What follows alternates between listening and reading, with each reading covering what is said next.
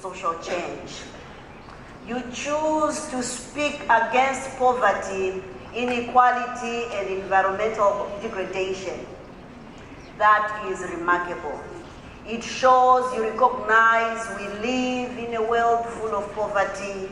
You recognize we live in a world that is shaped by inequality, and you recognize you can do something. It is achievable.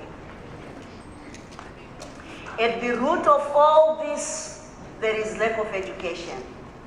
If you listen to my story today, I want you to remind that it's not only about me, it is not only about Tererai. Unfortunately, it is a story that represents the reality of our world.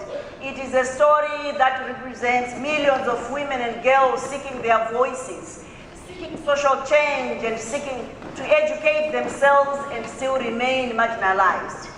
My story is a story of gender inequities, inequality, a story of violation of women and little girls, a story of violation of human rights.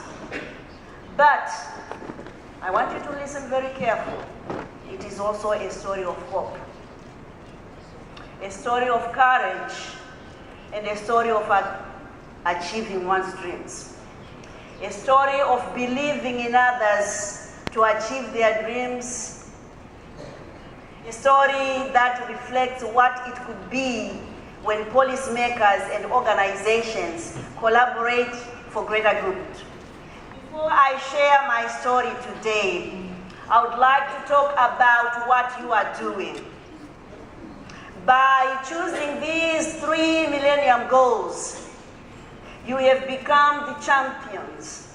And at your age, and as I listened to the panel, I said, dear Lord, this is what I wanted to be in Africa. You inspired me so much, and it is going to be achieved.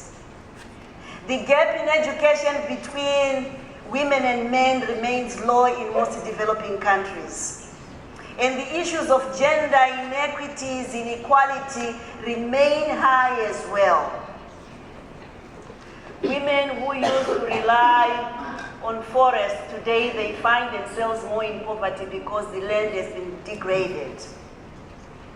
Today we have approximately 800 million individuals who cannot read and write.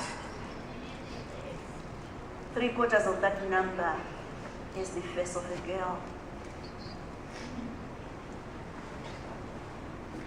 While South Asia holds most of the individuals, followed by Sub-Saharan Africa.